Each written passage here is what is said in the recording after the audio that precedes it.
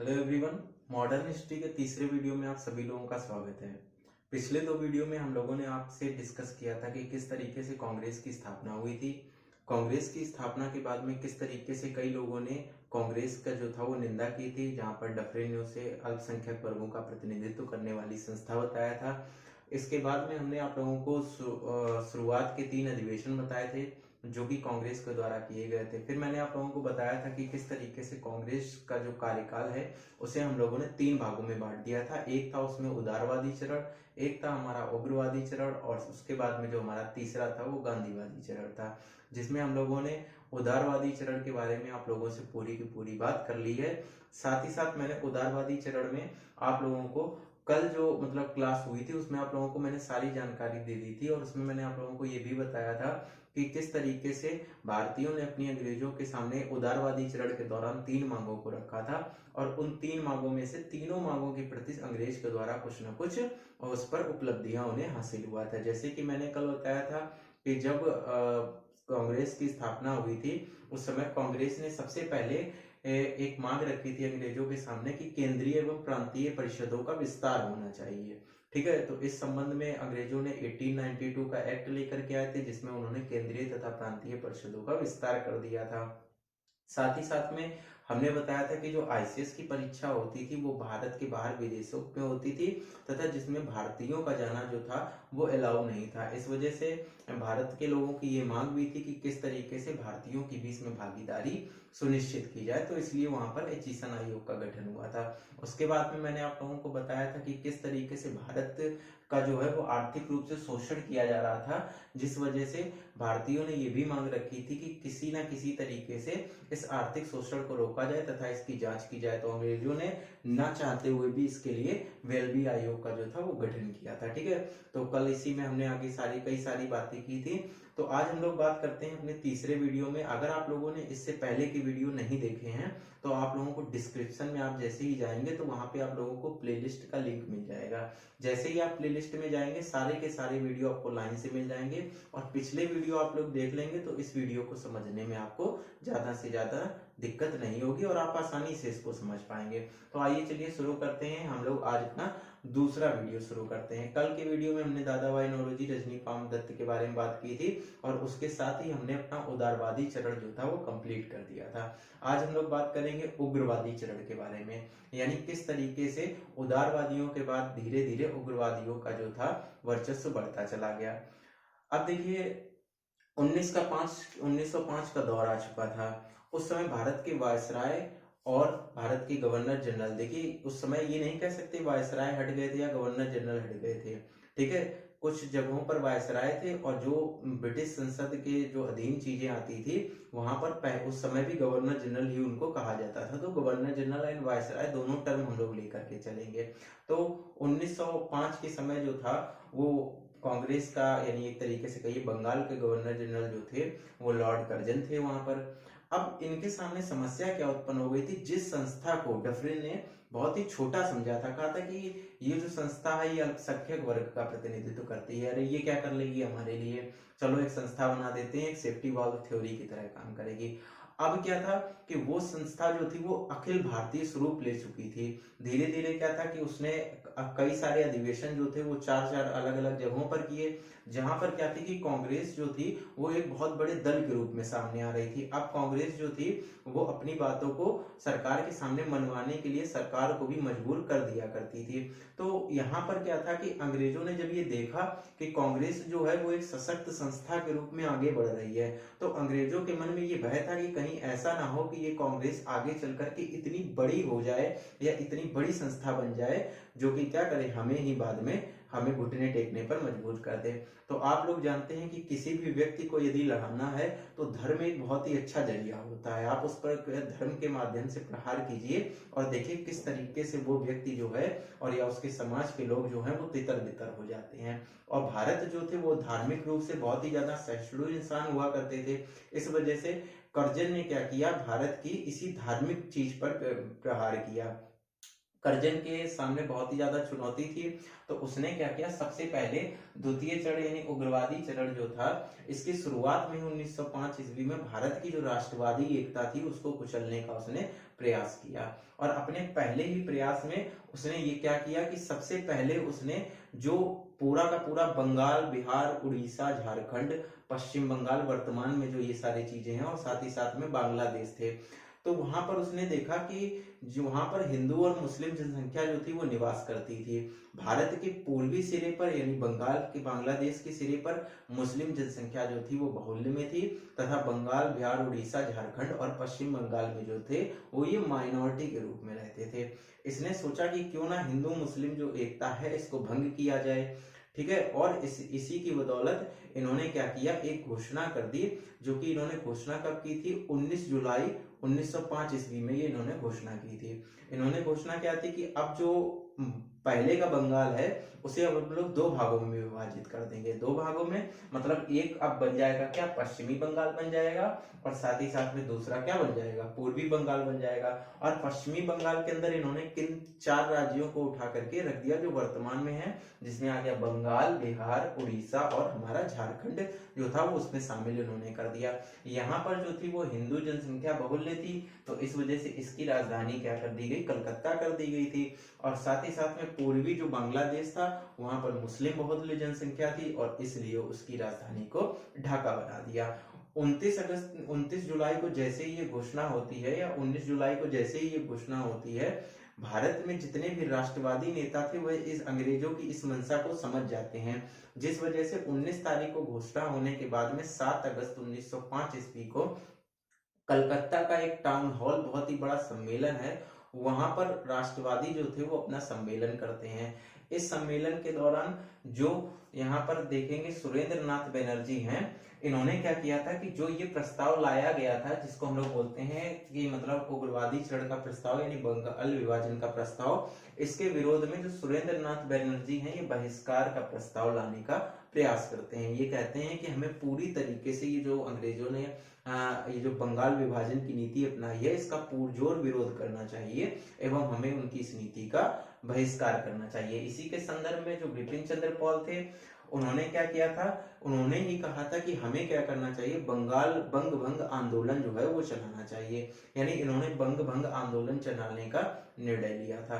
तो इस तरीके से उस दिन जो था वो काफी लोगों ने ये प्रस्ताव रखे कि हमें इसका विरोध करना चाहिए, हमें इसका बहिष्कार करना चाहिए, और हमें हिंदू मुस्लिम एकता जो है इसको संगठित रखनी चाहिए, बल्कि यहाँ पर विभाजन जो है उसको रोक देना चाहिए या विभाजन नहीं करना चाहिए। लेकिन क्या हुआ कि जो इन्होंने लाया था बंगाल विभाजन का निर्णय, ये 16 अक्टूबर 1905 ईस्वी को इन लोगों ने लागू कर दिया, और पश्चिम बंगाल जो था वो इसको दो भागों में बंगाल को इन्होंने बांट दिया। एक तो पूर्वी बंगाल जिसकी राजधानी ढाका थी उसमें बट गया, तथा दूसरा बंगाल जो था वो पश्चिमी बंगाल यानी जिसमें बंगाल, बिहार, उड़ीसा और झारखंड के क्षेत्र आते थे, इन दो भागों में बांट दिया गया। अब जैसे ही राष्ट्रवादियों ने ये चीज देखी कि हाँ ऐसा चीज हो गया है, तुरंत रविंद्रनाथ टैगोर ने उसी दिन रक्षाबंधन मनाने का निर्णय लिया। उन्होंने क्या किया कि अब लेकिन ये रक्षाबंधन ऐसा रक्षाबंधन नहीं था जिसमें बहन भाई के हाथ में बांटती थी, यहाँ भाई भाई के हाथ में राखी बांध रहा था। एक हिंदू भाई था तो दूसरा मुसलमान भाई था। यहाँ पर दोनों लोगों के प्रति धार्मिक एकता देखने का निर्णय लिया गया, तथा एक कस्में और वादे खाए गए कि कुछ भी हो जाए, अंग्रेज हमें कितना भी लड़ाने का प्रयास क्यों ना करे, लेकिन हम अपने आप को संगठित रखेंगे और हम इस धार्मिक नीति में फंस करके तो हम एक दूसरे का विरोध नहीं करेंगे। तो यानी याद रखिएगा रविंद्रनाथ टैगोर ने वहां पर रक्षाबंधन का त्योहार मनाया। अन्य गतिविधियां भी वहां पर हो रही थी, जैसे रविंद्रनाथ टैगोर ने रक्षाबंधन का इतिहास त्योहार मनाया, उसके साथ ही साथ वहां पर इस दिन को शोक दिवस के रूप में मनाया गया। ठीक है, शोक दिवस के रूप में मनाया गया कि हाँ अब देखिए यहाँ पर अंग्रेजों ने हिंदू भाई और मुस्लिम भाइयों के बीच में दरार डाल दी, इसलिए यहाँ पर शोक दिवस के रूप में मनाया गया। अंग्रेजों की वास्तविक मंशा थी कि हिंदुओं और मुस्लिमों की किसी तरीके से लड़ाई कराई जाए, इस वजह से इन्होंने ये निर्णय किया था। इस वजह से कलकत्ता में कई जगहों पर शिक्षा के, शांति शिक्षा के केंद्र खोले गए, जिसके दौरान यह बातें को प्रसारित किया गया कि हिंदू मुस्लिम जो हैं वो भाई भाई हैं, इनमें किसी तरीके का अंतर एवं भेदभाव नहीं है, यह अंग्रेजों की केवल एक चाल है जिससे हमें या हिंदू और मुसलमानों में बांट सकें। तो इस तरीके से बंगाल में कई शांति निकेतनों की स्थापना भी हुई थी। इसी समय में जो वंदे मातरम गीत था वो भी इसी अवसर पर गाया गया। तो देखिए वंदे मातरम जो गीत है इसका कुछ इतिहास आप लोग जान लीजिए। वंदे मातरम गीत जो है, देखिए अब जो जो घटना जहां पर हुई उसके बारे में और डिटेल वहीं पे हम डिस्कस कर लेंगे, आगे इसके लिए नहीं रखेंगे, जिससे आपको उस चीज का पूरा इतिहास जो है वो पता चलता जाए। ठीक है, तो यहाँ पर वंदे मातरम गीत जो था वो गाया गया। अब वंदे मातरम गीत गाने का तो बात ठीक है, चलिए गाया गया, लेकिन इसकी ये लिखा किसमें है? तो याद रखिएगा कि बंकिम चंद्र चटर्जी जो थे, इनकी एक पुस्तक है जिसका नाम है आनंद मठ। ठीक है, ये इनका एक उपन्यास है जिसमें इन्होंने वंदे मातरम जो गीत है ये लिखा था। लेकिन क्या ये सबसे पहले यहीं पर गाया गया? तो ऐसा नहीं है कि जो वंदे मातरम गीत है यह सबसे पहले बंगाल विभाजन पर नहीं गाया गया था।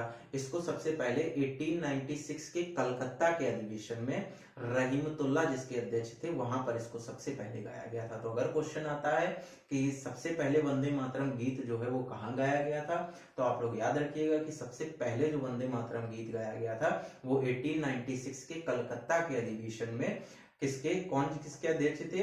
रहीमतुल्ला उसके अध्यक्ष थे, वहां पर इसको सबसे पहले गाया गया था। ठीक है, तो ये था वंदे मातरम के बारे में। इससे मोस्टली इतने ही क्वेश्चन पूछे जाते हैं। पूछा जाता है किस उपन्यास में है, तो आनंद मठ में है, और कौन इसके रचयिता है, तो बंकिम चंद्र चटर्जी। कभी अगर ऐसा क्वेश्चन आ जाए कहाँ गाया गया था, तो इसके बारे में भी आप ये चीज याद रखिएगा। फिर देखिए जो ये कांग्रेस का जो ये बंग भंग आंदोलन था, इसे एक अखिल भारतीय स्वरूप नाम देने का कहा गया। जिस तरीके से कांग्रेस ने अपने पूरे भारत के स्तर पर एक अलग ही छवि बना ली थी, उसी तरीके से बंग भंग आंदोलन को भी एक अखिल भारतीय स्वरूप देना बहुत ही जरूरी हो गया था। ठीक है, तो इस बंग भंग आंदोलन को महाराष्ट्र तथा बंबई के क्षेत्र में जो था वो लाला लाजपत राय जी ने इसको चलाया था, महाराष्ट्र एवं बंबई की तरफ। तो देखिए यहाँ पर क्या है, कलकत्ता के टाउन हॉल में हुआ, और महाराष्ट्र और बंबई में किसने इसको चलाया? महाराष्ट्र बंबई में लाला लाजपत राय ने इसको चलाया। साथ ही साथ में जो दिल्ली और पंजाब का क्षेत्र था वहां पर इस आंदोलन को किसने चलाया? तो दिल्ली और पंजाब का जो क्षेत्र था वहां इस आंदोलन को चलाया था लाला लाजपत राय ने। ठीक है, और बंबई वाला तिलक ने चलाया था। सॉरी, कुछ गलती हुई हो तो माफ कीजिएगा। ठीक है, तो तिलक जी ने जो थे, बाल गंगाधर तिलक जो थे, इन्होंने मुंबई तथा महाराष्ट्र में इस आंदोलन को चलाया था, तथा दिल्ली और पंजाब के क्षेत्र में जो थे वो लाला लाजपत राय ने इसकी अध्यक्षता की थी। देखिए यहाँ से आपको दिख नहीं रहा होगा शायद मेरे ख्याल से, क्योंकि जो कैमरे की जो विड्थ है वो इतनी ज्यादा नहीं है कि ये इस पूरे बोर्ड को कैप्चर कर सके। ठीक है, हालांकि ये इसमें ऐसे है।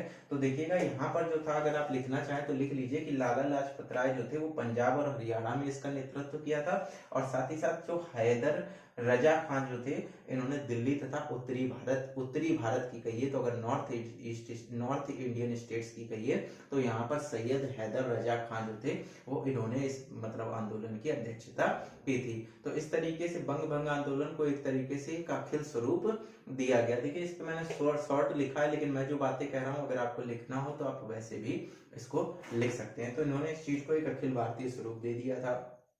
उसके बाद में क्या हुआ था कि इस कांग्रेस की स्थिति इस पर क्या थी, बंगाल विभाजन आंदोलन को लेकर के कांग्रेस किस मुद्दे पर थी, यानी किस स्थिति पर थी, तो चलिए उसके बारे में बात करते हैं। तो देखिए जैसा कि इसका नाम ही है कि उग्रवादी चरण, तो उग्रवादी चरण के काफी सारे ऐसे नेता थे जैसे बाल गंगाधर तिलक, लाला लाजपत राय, विपिन चंद्र पॉल, और उसके साथ में ही एक अरविंद घोष जो ये नेता थे, इनका वर्चस्व धीरे धीरे कांग्रेस पर दिखने लगा था। लेकिन इसी समय उदारवादी ऐसा नहीं चाहते थे कि जो कांग्रेस है उस पर जो है वो उग्रवादियों का ज्यादा से ज्यादा वर्चस्व हो। तो एक तरीके से उस समय जो थी वो उग्रवादियों और उदारवादियों के बीच में एक संघर्ष की स्थिति चल रही थी, जिसपे जो थे वो बाल गंगाधर तिलक जो थे वो किसी ना किसी तरीके से जो कांग्रेस की अध्यक्षता थे वो अध्यक्षता करना चाहते थे। वो चाहते थे कि जो बंगाल विभाजन इन्होंने किया है उसके संबंध में हम लोग क्या करें, एक आंदोलन चलाएं और हम लोग वहां पर जाकर के स्वशासन की मांग करते हैं। ठीक है, कि हमें हमारा स्वशासन देना चाहिए, ये उनके विचार थे। स्वशासन उस समय आया नहीं था, लेकिन उनके ये विचार थे।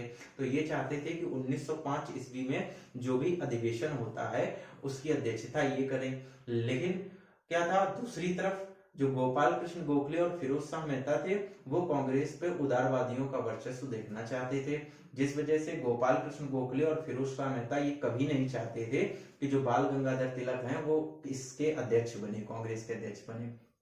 तो 1905 का जब बनारस अधिवेशन हुआ तो तिलक जो थे वो एकदम सूट बूट पहनकर बिल्कुल रेडी कि इस अधिवेशन की तो अध्यक्षता मैं ही करूंगा और जाते ही जाते ऐसा भाषण दूंगा दमदार कि सब लोग एकदम फ्लैट हो जाएंगे। ठीक है, तो ये एकदम सोच करके गए कि और उस समय इनकी काफी समर्थन में भी लोग थे। लेकिन गोपाल कृष्ण गोखले ने क्या किया, 1905 ईस्वी के बनारस अधिवेशन का अध्यक्ष जो था वो स्वयं को घोषित कर दिया तथा इनसे कहा कि चलिए कोई बात नहीं, आप अगली बार जो थे वो अध्यक्ष बन जाइएगा।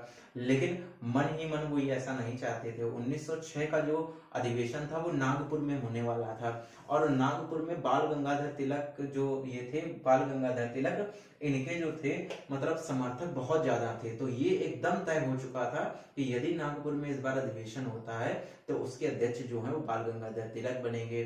ठीक है, तो यहाँ क्या किया गया, नागपुर में उसी टाइम अचानक से प्लेग की खबर जो थी वो बहुत तेजी से फैल गई और इसी अवसर का लाभ उठा करके गोपाल कृष्ण गोखले ने क्या किया कि नागपुर अधिवेशन को हटा करके 1906 का जो अधिवेशन था उसको उन्होंने कलकत्ता पोस्टपोन रातों रात करा दिया। ठीक है, और वहां पर जो आपको मैंने पिछले वीडियो में बताया था, वहां पर एक बहुत ही प्रभावशाली नेता जो थे वो दादा भाई नौरोजी रहते थे और इन्होंने कलकत्ता का जो अधिवेशन हुआ उसकी अध्यक्षता के लिए दादा भाई नौरोजी को प्रस्ताव पारित कर दिया। अब ये जो थे ये काफी वरिष्ठ सदस्य थे कांग्रेस के, तो इनकी इज्जत उदारवादी भी किया करते थे और उसके साथ में उग्रवादी भी इनकी इज्जत किया करते थे। ठीक है, तो जब ये बाल गंगाधर तिलक पहुंचे तो ये बहुत ही ज्यादा गुस्से में थे, एग्रेसिव मोड में थे कि इस बार तो मैं ही अध्यक्ष बनूंगा। लेकिन जब इन्होंने देखा कि हाँ इसकी अध्यक्षता जो है वो दादा भाई नौरोजी कर रहे हैं तो इस पर उग्रवादी भी ज्यादा मतलब अपने आप को कुछ व्यक्त नहीं कर सके और उन्होंने सर्वसम्मति से इसे स्वीकार कर लिया। लेकिन याद रखिएगा 1905 ईस्वी में जब अध्यक्षता की थी गोपाल कृष्ण गोखले ने, उस समय जो था वो उग्रवादियों का वर्चस्व था तथा स्वराज एवं स्वशासन, फिर से बोल रहा हूं, स्वराज तथा स्वशासन के प्रस्ताव जो थे वो 1905 में पहली बार पारित किए गए थे। और किसके इन्फ्लुएंस से पारित किए गए थे, तो उग्रवादियों के उस इन्फ्लुएंस से मतलब इसको पारित किया गया था। फिर दूसरी बात जब हुई थी वहां पर, जैसे ही दादा भाई नौरोजी अध्यक्ष बने तो उग्रवादियों ने कहा था कि देखिए भले हमें चाहे आप अध्यक्षता ना दीजिए लेकिन हमारी मांगों को जो है वो अधिवेशन में जरूर रखिए। तो इन्होंने पूछा था दादा भाई नौरोजी ने कि अच्छा आपकी क्या मांगे हैं, आप जरा हमें खुल करके बताइए। तो इन्होंने कहा था कि हमें जो है वो स्वराज की प्राप्ति चाहिए। तो उन्होंने कहा था कि इस तरीके से हम जो है वो उदारवादी चढ़ हैं तो हम लोग स्वराज के बारे में तो नहीं पारित कर सकते हैं, लेकिन जो आपने पिछला प्रस्ताव में जो स्वशासन एवं स्वराज की बात, स्वशासन की बात कही थी, स्वदेशी एवं स्वशासन की बात, इसी को हम दोहरा देते हैं। तो इसको तो दोहराया ही दोहराया, साथ में इन्होंने दो और चीजें जोड़ी थी जिसमें इन्होंने राष्ट्रीय शिक्षा एक विषय जोड़ दिया था और उसके साथ में अंग्रेजों का पूर्णतया बहिष्कार नाम का शब्द भी जोड़ दिया था। यानी 1905 में स्वदेशी तथा स्वशासन आया था और जबकि 1906 ईस्वी में स्वदेशी स्वशासन के साथ में राष्ट्रीय शिक्षा और बहिष्कार को भी इसी में जोड़ दिया गया था दादा भाई नौरोजी के द्वारा।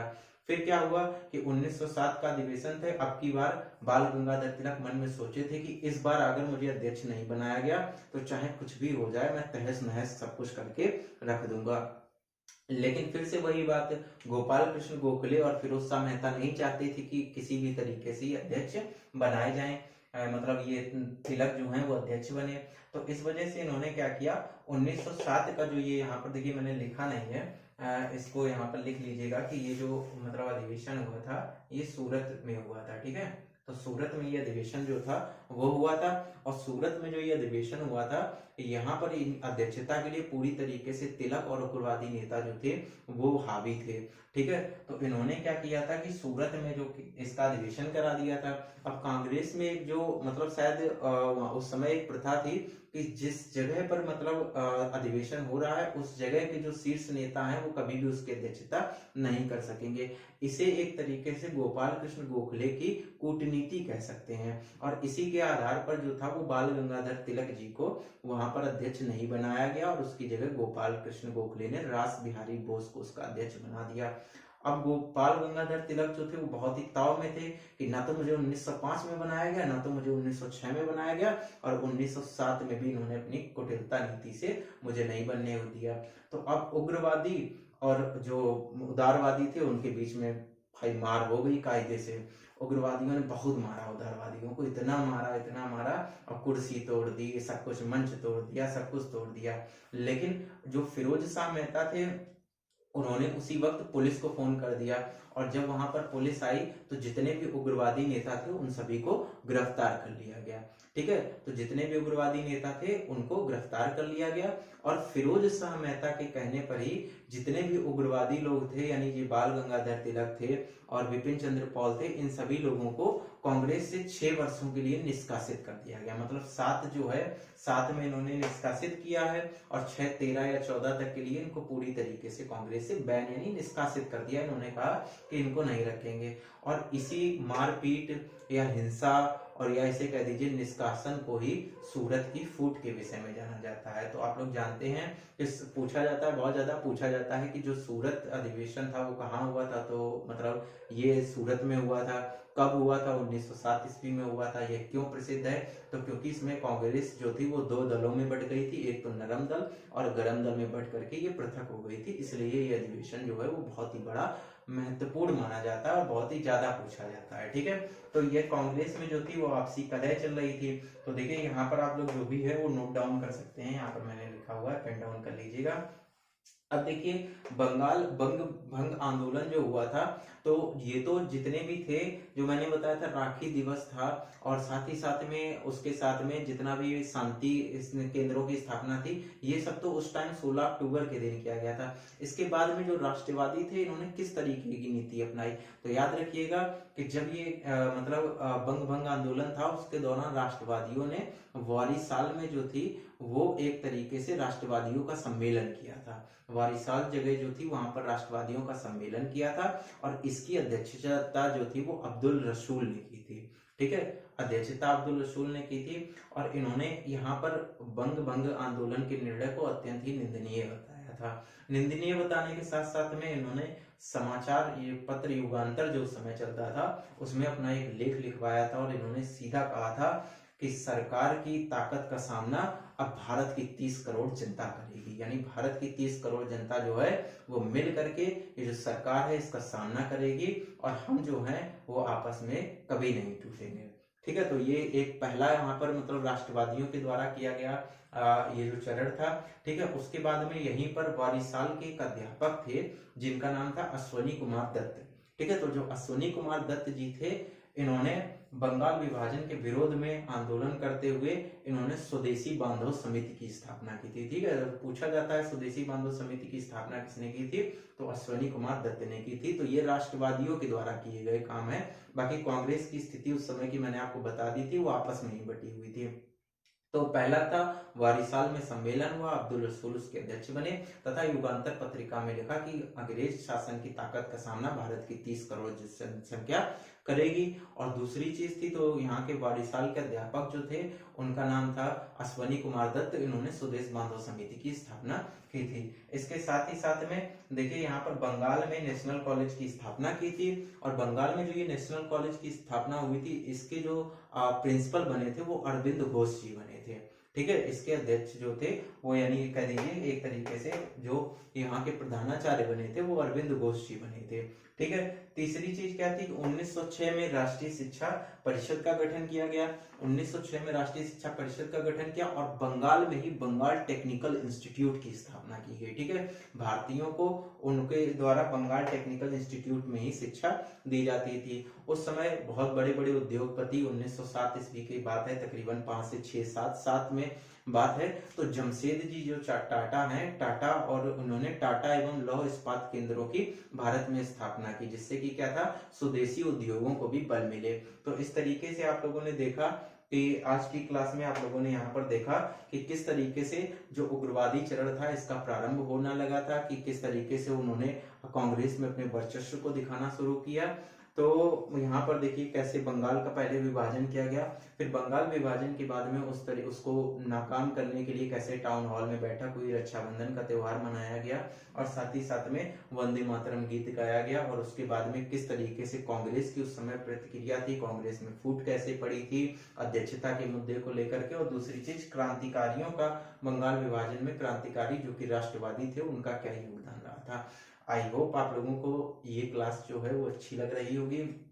अगर आप लोगों को मेरे द्वारा पढ़ाई गई ये क्लास जो है वो अच्छी लग रही हो तो हमारे चैनल के साथ जरूर जुड़ें तथा इस वीडियो को ज़्यादा से ज़्यादा शेयर करें। मैं आप लोगों से कहता हूँ, ज्ञान भले ही ना मुझे ज़्यादा हो, लेकिन मैं जितना मेरा ज्ञान है उतना मैं आप लोगों को पूरी तरीके से समर्पित कर रहा हूँ। ठीक है, आशा करता हूँ क्लास आप लोगों को अच्छी लगी होगी। तो इसी आशा के साथ में मिलते हैं हमारे नेक्स्ट वीडियो में, जिसमें हम लोग इसके अगले चरण के बारे में बात करेंगे। चरण तो नहीं अगला, इसके आगे की घटनाओं के बारे में बात करेंगे। तब फिर मिलते हैं हमारे नेक्स्ट वीडियो में, तब तक के लिए बाय बाय।